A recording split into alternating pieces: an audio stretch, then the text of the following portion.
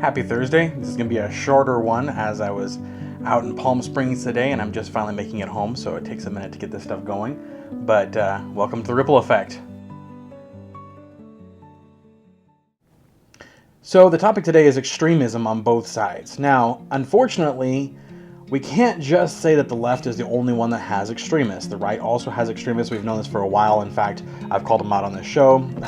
People like Candace, there's Nick Fuentes, and there's a whole cadre of other people that I'm not even going to bring up. But those two have been in the news recently, so that's why I mentioned them. But there is a problem that there is on the right where, unfortunately, as reaction to the left and the pushback that they get, a lot of people get more extreme and more extreme and more extreme. You can kind of see that in the movement with the young people, young men especially, when you see, for example, the influence that someone like Andrew Tate had on a lot of young conservative-ish men coming up because of the reaction from feminism that they had heard for so long. And they got this weird mentality that they were pushed down and under attack, which they were under attack, but they started going and appealing to, or being appealed to by people like Andrew Tate with their crazy nonsense and extremism. And we can kind of see that happening in the case that's been talking about today, that everyone's been talking about with the young people, the young men in the conservative group that were saying a bunch of absolute garbage and nonsense.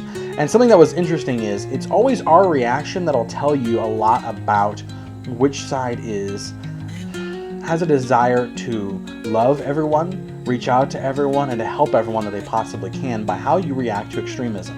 And on our side, on the conservative side, on the Republican side, when there is extremists like that, we call them out. For example, someone mentioned Marjorie Taylor Greene, and I've been disliking of her for forever and ever and ever. To me, she is absolute turnoff, and I can understand why a lot of people seeing her would be turned off to the Republican Party. And part of that kind of irritates me in the sense that you see these people as representatives and you go, why is this who we want to be represented by?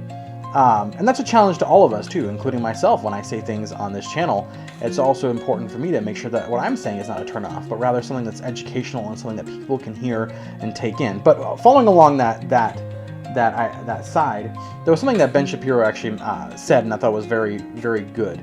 And he said, if we don't call out the nonsense extremists on our side, which we do quite often, then you allow that to become normalized in your party.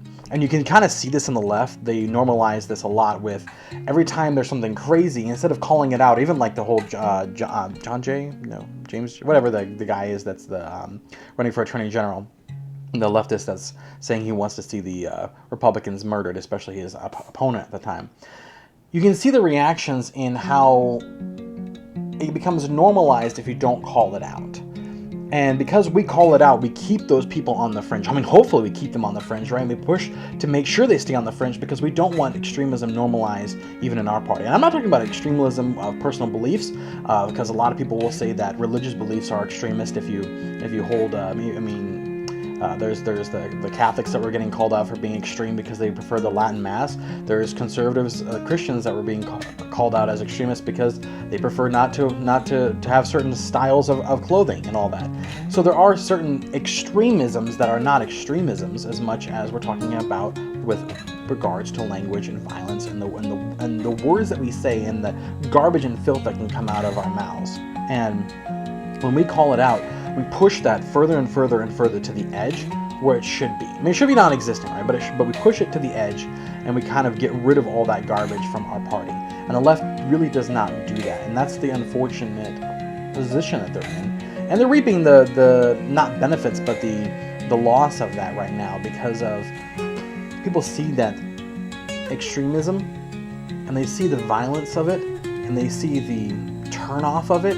And because of that, they don't want anything to do with it. And that's actually a good thing for the conservative movement, because we are out there, we're the ones of the Charlie Kirks and so on that are out there with love trying to reach people out. I mean, you can see every time a conservative is out there, but they're not preaching a message of going and destroying, but rather of preserving. That's why we get the term conservative, right? And it's such a difference between them that it's become more and more obvious as of late. And then because of that, the left is losing people en masse because they can't reconcile in their minds, especially good people, they can't reconcile in their minds the good that they are and have within them, and the leftist extremism that they see and the just openness acceptance of it in the party. And that teaches us a lesson to make sure that we're not doing that kind of nonsense on our side. One of the things I wanted to mention is I saw a study that came out talking about how fossil fuels are probably not fossil fuels anymore.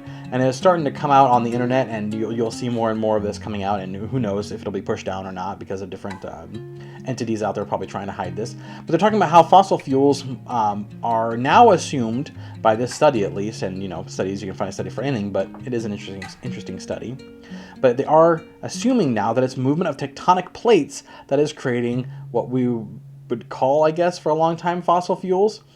And when in the study, they started to explain where the term fossil fuels comes from. And it comes from Rockefeller back in the day trying to create scarcity in the market for gas, right? And so he was trying to make it drive up the prices and all that kind of thing. And so because of that, he invented the term fossil fuels. And we've used it ever since then, unknowingly incorrect, according to the study, with regards to where it comes. And if that's true, apparently they believe now that it's a renewable source, meaning they were having areas that they had pumped dry and they thought that was good, right? It was completely gone, to come back to them full again, and they're going, well, how did that happen? If it's fossil fuels that are getting compressed, and all the bioorganic materials that's been put in the sediment and and creating all this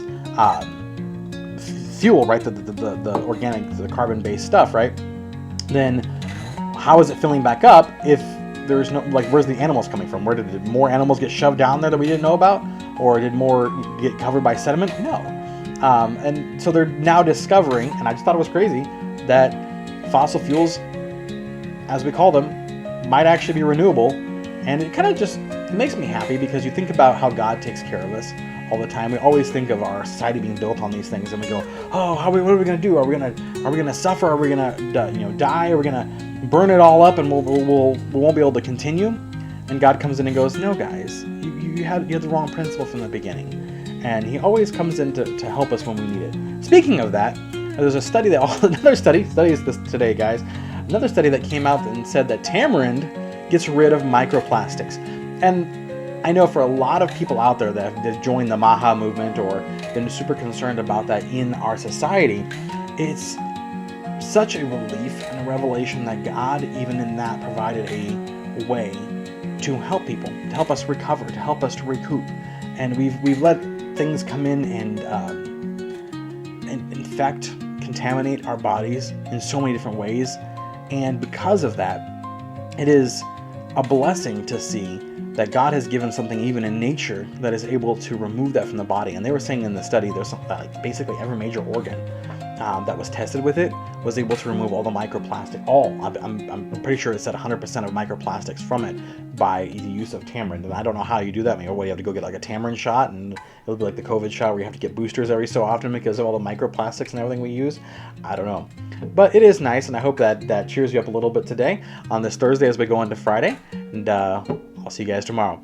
Thank you so much for watching. Make sure to like, comment, and subscribe. And if you can, do the hands emojis again. We're going to try that again and see if we can get anyone to do it. I had a few questions on my last video about the claims that I was making with regards to the Catholics, and I'm going to get on the response right now and give them their answers. Thank you so much.